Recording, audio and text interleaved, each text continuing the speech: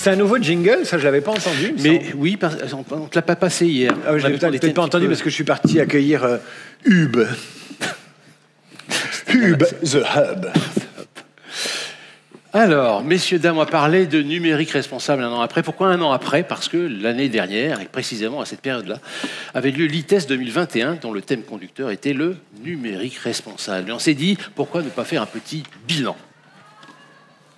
Alors, les rires enregistrés. C'est génial, on dirait Bénil. On dirait Bénil. Oui, Bénil. C'est les mêmes. Ou bon, le col à Rochaud, mais ça n'a rien à voir. Bien, alors, pour parler de ce sujet un an après, je vais lire, j'ai le plaisir d'accueillir, en plus ils sont presque dans l'ordre. Donc Julien Duclos, par ordre alphabétique. Julien Duclos, vous êtes responsable du département pilotage, risque IT et référent Green IT chez GRT Gaz. Bonjour Julien. Bonjour à toutes et à tous. Je vais passer outre, et j'ai une raison, il y a une bonne raison. Eh bien, Stéphane Leclerc. Bonjour Stéphane, vous êtes directeur IT RSE, Innovation and Deep Tech à la Société Générale. Absolument, bonjour. Bonjour Stéphane. Guy Le Turc, vous êtes associé chez TNP Consultant. Bonjour à tous. Et je termine par Delphine Lescarcel-Evin, qui est directrice des systèmes d'information statistiques études, prudentielles et opérations à la Banque de France. Bonjour également. Alors Guy, vous êtes associé au cabinet TNP Consultant. L'année dernière, le CRIP, avec TNP Consultant, avait commis un baromètre, une espèce d'enquête autour du numérique responsable. Et on avait fait l'année dernière, pendant la convention, une restitution de ces résultats. Juste pour ceux qui n'auraient pas pu assister à cette restitution, quels étaient les 2-3 phénomènes impactants, mesurants de ce premier baromètre? Tout à fait, Philippe. Alors, très rapidement, donc, il y avait eu à peu près 70, un peu plus de 70 répondants à ce baromètre. C'était il y a un an. Et il y avait des entreprises de tout secteur et plutôt des entreprises de taille significative. Donc, ce qui en ressortait comme principaux enseignements, c'est tout d'abord que le numérique responsable arrivait sur l'agenda des directions générales. Le deuxième enseignement, c'était que le couplage entre les politiques RSE et les stratégies IT restait à construire. Et le troisième enseignement, c'est que si 2/3 des DSI considéraient que c'était devenu un enjeu stratégique, seuls 15% avaient réellement engagé une feuille de route et le reste était soit au stade de la réflexion, soit au stade des premières initiatives. Simplement, ce qui ressortait également, c'était que pour 50% des répondants, c'était aussi un moyen de mobilisation et d'engagement des collaborateurs. J'appuie sur le bouton Fast Forward, on est en 2022 maintenant. Qu'est-ce qu'il y a de différent par rapport à cette photographie de l'année dernière? Donc, on n'a pas actualisé le baromètre en le resoumettant aux membres du CRIP. Simplement, moi, en tant qu'observateur, dans mon métier de consultant et étant actif sur ces sujets autour des transitions énergétiques climatiques, je constate, premièrement, que la plupart des grandes entreprises aujourd'hui communiquent sur une stratégie bas carbone. Et elle s'appuie pour ça largement sur les travaux du SBTi, donc qui permet de coupler les éléments de réflexion scientifique avec l'état des connaissances sur le sujet. Et deuxièmement, deuxième grand mouvement, c'est aussi que les entreprises s'interrogent sur les impacts des changements climatiques, sur leurs outils industriels, leurs outils logistiques, leurs bureaux, à 2030-2050, en s'appuyant sur les modèles climatiques du GIEC qui sont réputés fiables.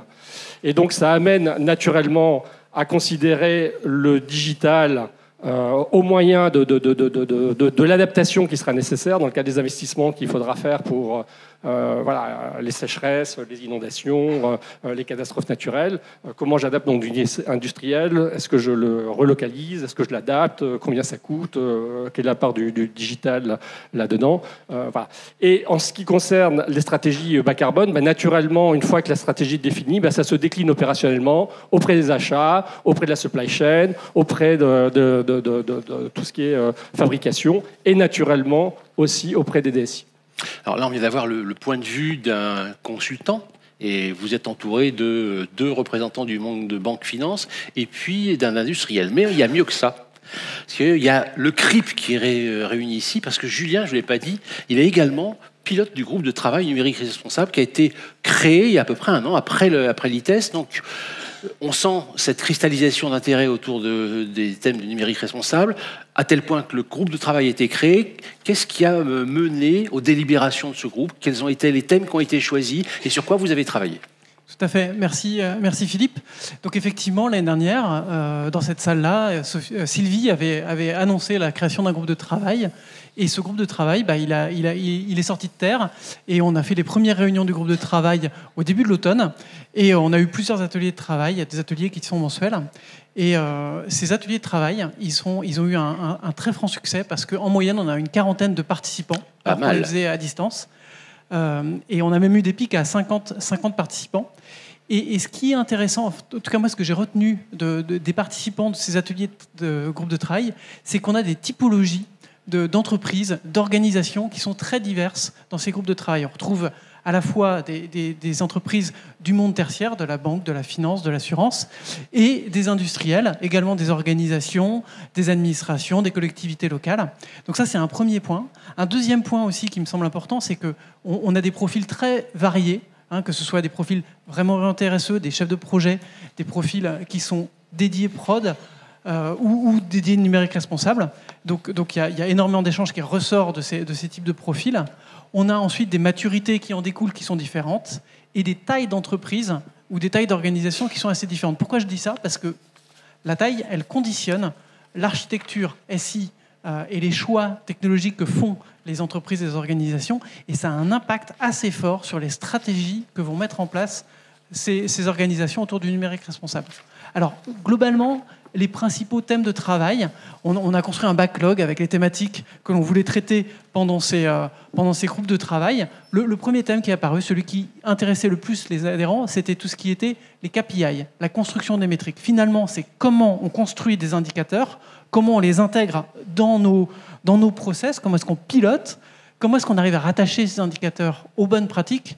On est en partenariat avec l'INR, l'Institut du numérique responsable, et l'INR a publié un guide de bonnes pratiques. Et un intérêt du groupe de travail, c'est aussi d'aller échanger entre les membres pour dire finalement concrètement comment on fait pour les mettre en place, lesquels on a réussi à mettre en place, quelles ont été les difficultés qu'on a eues. Donc ça, c'est un vrai sujet sur les indicateurs. Et je tiens à préciser aussi qu'un indicateur, c'est un support pour une action, c'est quelque chose qui permet de voir, de comprendre, mais ce n'est pas une fin en soi. Et ça, c'était important. C'est pas moi qui le dis, c'est la plupart des membres qui sont présents dans le groupe de travail. D'ailleurs, il y en a quelques-uns qui sont dans la salle, donc je parle sur leur contrôle. Un autre sujet qui a été abordé, c'est finalement comment est-ce qu'on introduit un critère de numérique responsable dans les projets. Est-ce qu'on peut en faire un critère de priorisation? Et comment ces critères de numérique responsable, enfin tous les critères associés de manière globale à la RSE qui dépassent l'environnement, comment est-ce qu'on va les intégrer et à quel moment de notre process on va les intégrer, comment est-ce qu'on va les faire vivre.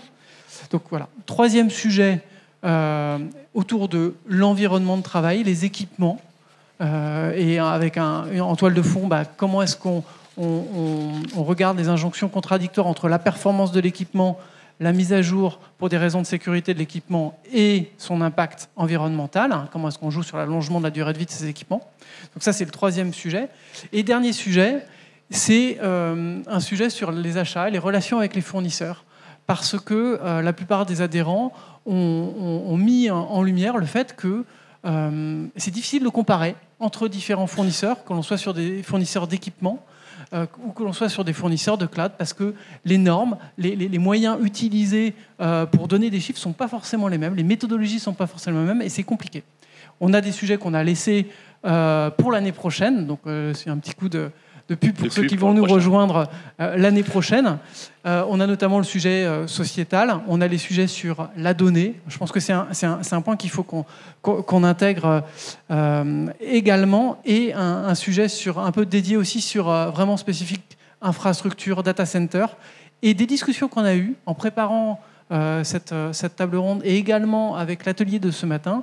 C'est deux sujets qui pourraient émerger, qui sont importants, et on le voit bien, c'est l'impact réglementaire. Qu'est-ce qui va s'appliquer pour les adhérents et quand? Finalement, ça va définir les feuilles de route. Donc l'impact réglementaire et Et un dernier sujet que je vais retrouver tout à l'heure. Lié à l'accessibilité. L'accessibilité numérique, merci. Stéphane, je vais me tourner vers vous. On reviendra un peu plus en détail tout à l'heure sur les projets, mais très brièvement, le sujet, c'est 1 an après. Donc, vous êtes tous les deux, Banque de France et Société Générale, les grandes entreprises françaises, avec des structures, une organisation, une stratégie RSE. C'est pas la question. Moi, j'aurais été plus pointu sur, pendant les 12 derniers mois, quelles ont été les principales actions qui ont été menées dans cet objectif de numérique responsable. Stéphane, je commence par vous. Ok. Nous, notre priorité, comme ça a été dit, ça a été de se définir une ambition, donner du sens. Donc, on s'est défini une ambition de réduction avant même de parler de KPI. Donc, mais pour autant, ça se matérialise par un KPI. Donc, on a pris l'ambition de réduire de 50% le digital du groupe d'ici 2025. Et une fois qu'on s'est dit ça, ça veut dire qu'il faut travailler sur des calculateurs. Donc on a mis énormément d'efforts pour se définir nos normes, nos standards, regarder ce qu'on a dans nos data centers, regarder ce que l'on donne à nos employés et réussir à avoir un premier calcul sur des hypothèses transparentes et fixées et de regarder cette transformation tous les 6 mois pour voir comment on s'améliore. En parallèle de ça, c'est ce qui nous donne une vision et une tendance complète. Les équipes demandent aussi très vite quel est mon impact en tant que développeur ou en tant que chef de projet. Et donc, on a développé également des calculateurs plus spécifiques pour encadrer ces activités-là. Donc, je suis en train de transformer une application ou je suis en train de faire un projet. Je mesure au début le poids de mon application en fonction des infrastructures qu'elle a, si elle existe. Je fais mon travail, j'amène les nouvelles capacités, je remesure à la fin. Et pour être en cohérence avec nos moins 50%, en théorie, tout ce que je touche, je dois le rendre plus responsable. Très clair. Delphine, à vous, à la Banque de France, qu'est-ce qui a été mené de façon très concrète lors des 12 derniers mois ? Alors concrètement, le premier point, ça a été de décider de faire de la sobriété numérique une action de la stratégie d'entreprise. Donc de placer cet objectif au cœur de la stratégie d'entreprise.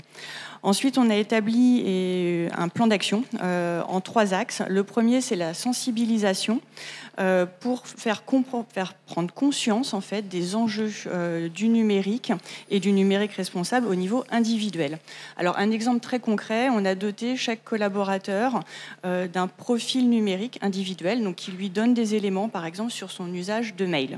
Voilà, donc ça permet de sensibiliser, de mobiliser et puis de matérialiser les enjeux au niveau individuel et au niveau de chacun, donc d'engager aussi chacun dans la réflexion.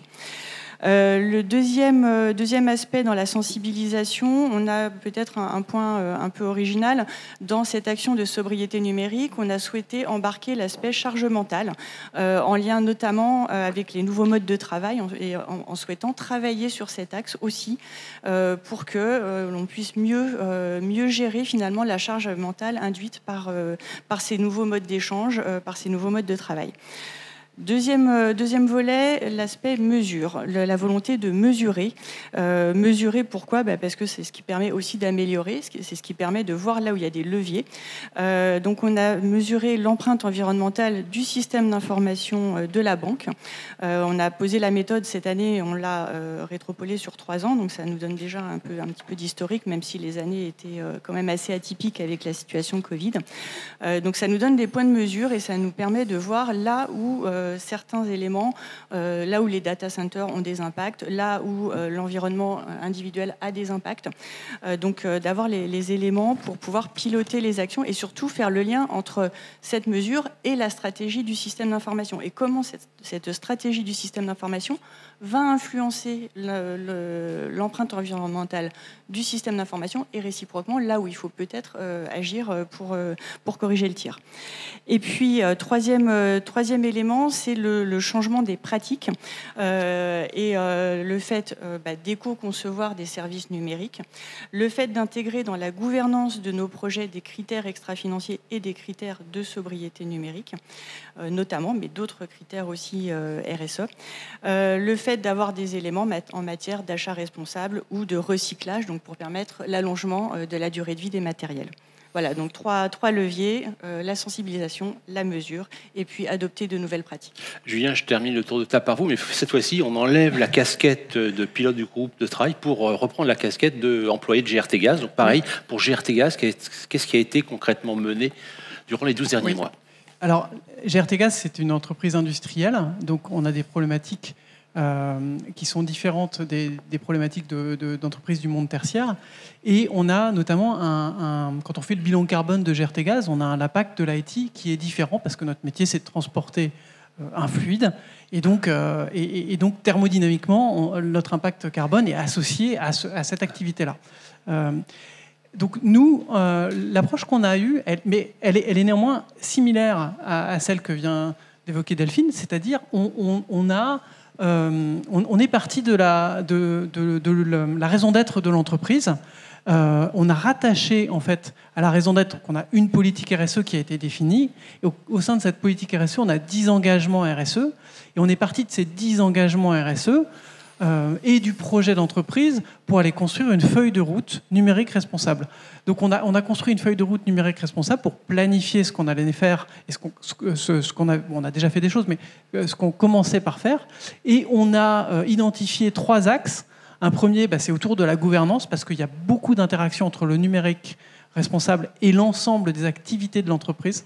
Un deuxième, et puis avec aussi des interactions avec les parties prenantes. Comment est-ce qu'on s'organise pour intégrer ces aspects-là des politiques numériques responsables dans notre entreprise, dans nos process. Un deuxième qui est associé à la mesure, vous en parliez à l'instant, la mesure et les actions qui sont liées, donc à travers le bilan carbone et comment est-ce qu'on va affiner ce bilan carbone, sachant que là je reprends la casquette 2 secondes du pilote, il n'y a pas que le bilan carbone aussi pour évaluer les aspects et l'impact du numérique. Je ferme la parenthèse. Et la troisième partie, qui est en général aussi celle par laquelle on commence, c'est la sensibilisation. Alors, nous, on a construit on a parlé ce matin aussi dans les différents ateliers de fresques du climat. Il y a une fresque du climat qui existe, qui est aussi déployée dans notre entreprise. On a construit une sensibilisation qui fait le lien entre la fresque du climat, la RSE et le numérique, avec les chiffres du numérique. Et on a expliqué pourquoi. Et je pense qu'on a insisté tout à l'heure sur le sens. Pourquoi est-ce qu'on fait ça et dans quel cadre on s'inscrit. Donc on a défini une ambition pour le numérique responsable qu'on a écrite aussi, qu'on transmet dans cette sensibilisation. Et ce qui est intéressant, c'est qu'on a commencé par sensibiliser la DSI. Donc on a déployé cette sensibilisation sur l'ensemble des entités de la DSI.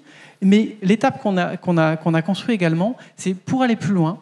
Comme l'impact du numérique, en fait, ce sont les besoins, les envies des métiers qui vont dimensionner les applications, qui vont dimensionner les données, qui vont dimensionner les équipements, qui vont être ce qu'on va voir sur les impacts. Et donc, l'objectif, c'est d'aller sensibiliser sur les personnes qui réfléchissent aux besoins. Réfléchissent aux besoins actuels et réfléchissent aux besoins futurs. Quand on a un échange sur le métaverse, on peut aussi se dire que les besoins, on est en train de réfléchir, et c'est les gens qui réfléchissent dans l'entreprise à ces besoins-là. Et donc, c'est cette population qu'on a voulu cibler en priorité. Et comme on a réorganisé le métier SI en 2019, dans les métiers, on a retrouvé des epic owners, des product owners, des business owners, et c'est cette partie de la population que l'on sensibilise actuellement. Guy, on vient d'entendre la prise de parole de 3 grandes enseignes françaises qui ont la taille, la structure, pour avoir mené une organisation, une feuille de route. On sent un plan d'action très clair, on sent des actions menées, c'est pas juste du pipeau. Vous avez une vision peut-être un peu plus large que ces 3 enseignes emblématiques. Pour les autres qui n'ont pas cette structure-là et pour lesquels il n'y a pas réellement de stratégie bien établie pour mener une politique numérique responsable, est-ce qu'il y a un bon ordre pour prendre les problèmes ? Alors, on l'a dit, ça commence par faire le lien entre les objectifs RSE et ce qui relève de la sphère numérique. C'est beaucoup d'actions de sensibilisation, parce que sensibilisation, il n'y a pas d'action derrière. C'est nommer un référent, et c'est commencer, même si c'est avec des règles de 3 parfois, à mesurer son empreinte et puis à décliner ça en feuille de route. Maintenant, soyons clairs, on n'a pas besoin d'attendre d'avoir déroulé toute cette démarche pour faire 2 choses. Il y a encore énormément de gaspillage dans nos entreprises. Il suffit de coupler cette démarche green avec une réflexion sur la simplification, sur la rationalisation des coûts, et on est vertueux. Et la deuxième chose, c'est ce que le Shift Project nous engage à faire, c'est de travailler sur l'intensité des usages. Et là, on sait bien aussi que dans nos métiers, le fait d'avoir plusieurs postes de travail, des serveurs assez peu utilisés, des téléphones qu'on change très régulièrement, alors qu'ils ne sont pas forcément en fin de vie, voilà, l'intensité des usages, c'est quand même, pour nous tous, un bon vecteur. Et après, naturellement, toutes les actions qu'on peut imaginer à travers ces feuilles de route viendront relayer et amplifier les efforts et donc les résultats. Stéphane, tout à l'heure, vous avez évoqué un objectif ultra ambitieux qui est moins 50% d'émissions de gaz à effet de serre d'ici 2025-2030. Donc vous avez établi des calculateurs. On cherche des ficelles un petit peu pour accélérer cette réduction. Et une des ficelles auxquelles on pense souvent, c'est notamment l'allongement de la durée de vie des équipements. Ça semble tomber du bon sens, mais comment est-ce qu'on peut concilier cet objectif avec un autre dont on a abondamment parlé aujourd'hui, qui est la cybersécurité, qui a plutôt tendance à ce qu'on ait un dernier niveau de firmware, de logiciel. Comment on peut faire ce grand écart ?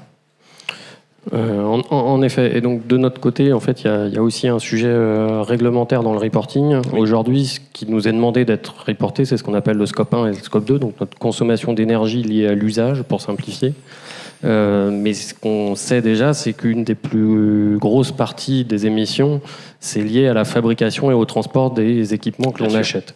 Donc ça, typiquement, dans les moins 50%, on est sur l'usage, nous, le KPI que je vous donnais. Donc c'est le scope 1, scope 2. Pour autant, on mesure également tous les équipements qu'on achète sur une année. Et on est en train de travailler à se donner un objectif. Parce que comme vous l'avez dit, là, on a des injonctions contradictoires. Surtout dans un groupe bancaire tel que le nôtre, on est en pleine transformation digitale. Le digital, c'est notre métier, en fait. Donc forcément, ça va continuer à grossir. On a des problématiques de cybersec. Donc là également, il y a des demandes pour aller mettre plus d'équipements, voire même renforcer des infrastructures. Donc on travaille, le premier axe, c'est travailler sur la dette technique. Que l'on a déjà, et qui peut être lié à la maintenance software ou hardware des équipements, qui peut être lié également au remplacement obligé, obsolescence d'équipements physiques que l'on peut avoir. Et donc on va essayer de se donner une trajectoire de maintien ou de réduction. Et ça dépend en fait énormément du niveau de maturité du pays dans lequel on va être. Sur la partie workplace par exemple, on vient de basculer sur Teams par rapport à Microsoft Office que l'on avait avant, pour des raisons de sécurité, vu qu'ils veulent de la double authentification avec du digit et ainsi de suite, on s'est obligé à en changer 60 000 PC. Quand même. Donc là, clairement, par rapport à mon bilan carbone, il y a peut-être un petit problème. Donc ce que l'on se dit, c'est allongement de la durée de vie des équipements. On vient d'acheter 60 000 laptops. Notre moyenne, c'était plutôt entre 4 et 5 ans. Là, on veut les emmener sur 7 ou 8 ans. Et il faut qu'on arrive à le faire sur tous les équipements, sur les serveurs également, et ainsi de suite. On ne remplace que ce qui est vraiment nécessaire.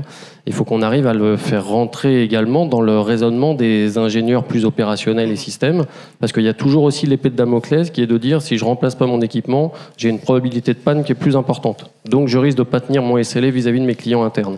Et ça, c'est quand même encore quelque chose qui est ancré dans les esprits, mais qui n'est plus une réalité. La plupart des équipements qu'on a achetés, maintenant, ils sont sur des normes qui sont bien plus contrôlées et beaucoup plus fiables.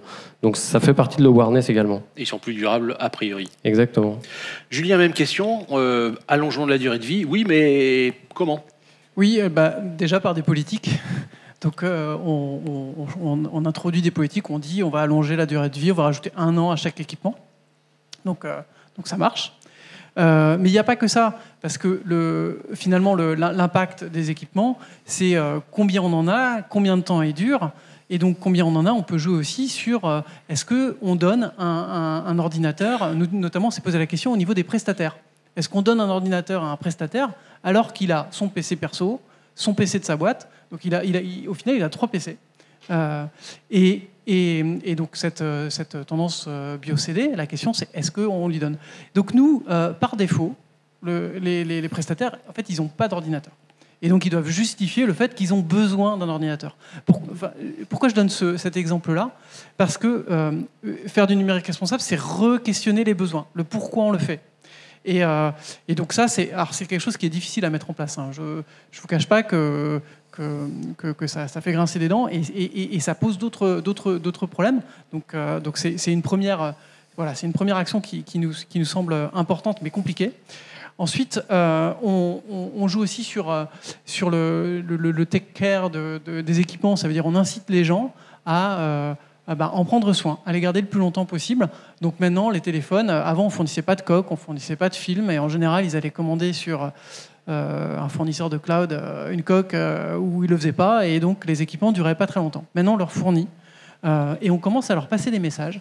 Au moment où on leur attribue un téléphone ou un ordinateur, déjà pour un ordinateur, on leur laisse le choix entre deux modèles et on commence à afficher le bilan carbone, pas le bilan carbone, l'ACV, l'analyse de cycle de vie de l'ordinateur, et ils peuvent au moins consulter ces ACV, à défaut de pouvoir les comparer parce que c'est rarement comparable entre deux constructeurs. Donc ils ont cette information-là.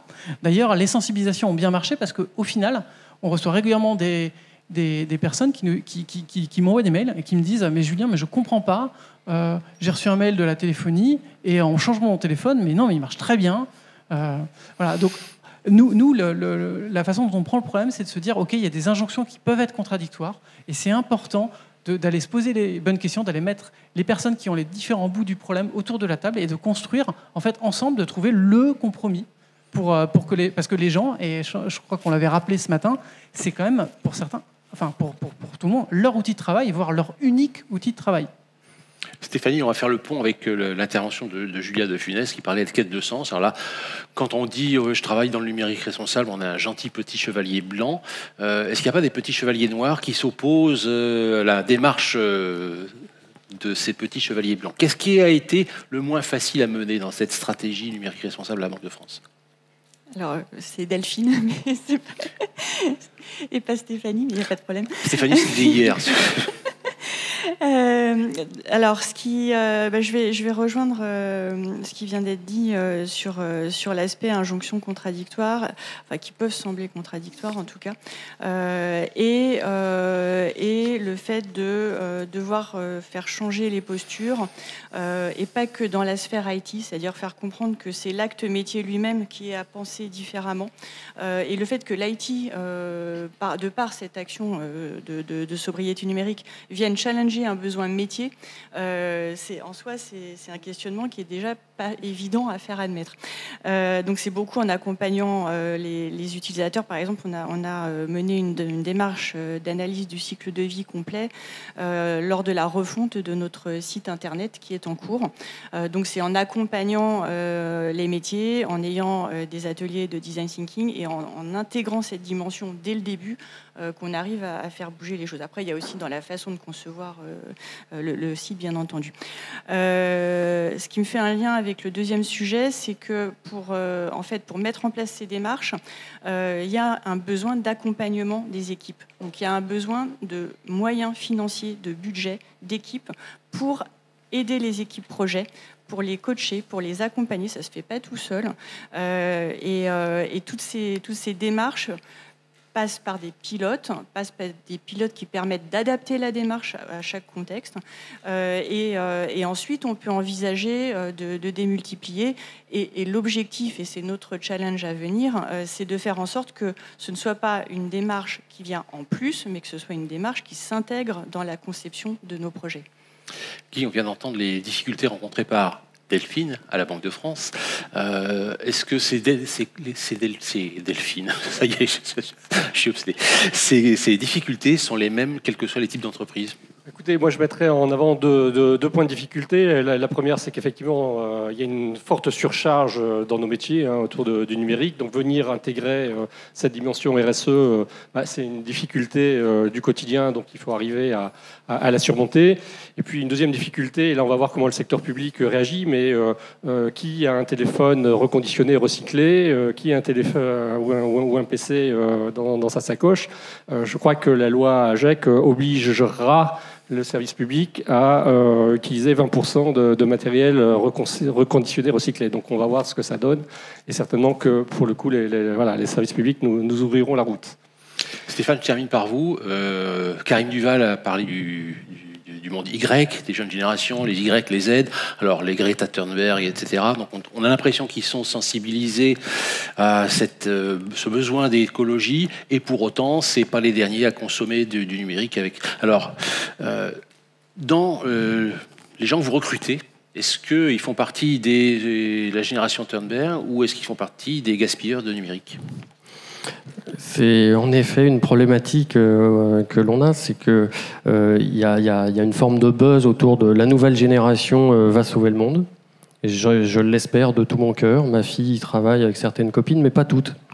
Quand elles viennent à la maison, je vois bien qu'il y en a certaines qui sont plus ou moins sensibles. Et donc, en effet, on a reçu quelques collectifs étudiants qui venaient vraiment sur le sujet de l'éco-responsabilité et nous disaient « Dites-nous pourquoi est-ce qu'on pourrait et on devrait venir dans une banque avec vous ?» Donc là, cela, en fait, à un moment, l'argument massu qu'on a à chaque fois, c'est de dire « Vous avez raison, il faut qu'on se transforme. Vous avez envie de transformer le monde, venez transformer le système de l'intérieur. » Et ça, c'est un argument qui porte quand même, à partir du moment où on a déjà quelques éléments de preuve, une structure, une gouvernance qui leur disent nous, c'est depuis 2019 qu'on a créé ce programme, donc il y a des sujets de awareness qu'on a déjà lancés, on a rendu des formations obligatoires sur le sujet pour les 25 000 personnes de la filière IT. Donc dès qu'on a des éléments de preuve, et à ceux qui ont déjà cette sensibilité, on commence à avoir des éléments de réponse et à les encourager à revenir et à venir nous aider. Pour les autres, en fait, c'est un combat encore plus dur, parce qu'on en a eu qui nous ont dit « Bon, ok, on comprend bien le numérique, mais bon, mon téléphone, tu dois me le laisser, et puis moi, les week-ends, j'aime bien regarder Netflix. Donc les bébés Fox, c'est sympa, mais Netflix, quoi, tu me l'enlèves pas. » Donc là, c'est plus un combat, en fait, générationnel, c'est un combat, là, à nouveau, d'awareness, de faire comprendre pourquoi est-ce que c'est important pour le numérique responsable. Donc c'est pas juste pour le KPI des moins 50%. Il faut toujours rapporter ça donc au challenge là du climat. Donc le rapport du GIEC qu'on nommait. Ça fait 50 ans que les scientifiques disent la même chose. Ça fait 50 ans que quand on regarde les courbes, la réalité confirme exactement toutes les prévisions et même ça s'accélère. C'est ça qu'il faut rappeler. Et donc en effet, l'étape 1, fresque du climat. Donc ça donne vraiment le sens au sujet. Ensuite, fresque du numérique et awareness qui permet de dire aujourd'hui le digital pèse 10%, c'est de la consommation d'énergie, 4% des gaz à effet de serre, mais c'est surtout le domaine qui est en train d'exploser. Et dans des structures telles que les nôtres, on ne fait que du numérique. Donc on est obligé de se préparer à la suite. On va rester sur ce mot de conclusion. Il me reste à remercier, vous reste à remercier Julien, Delphine, Stéphane et Guy. Merci messieurs, merci madame. Merci.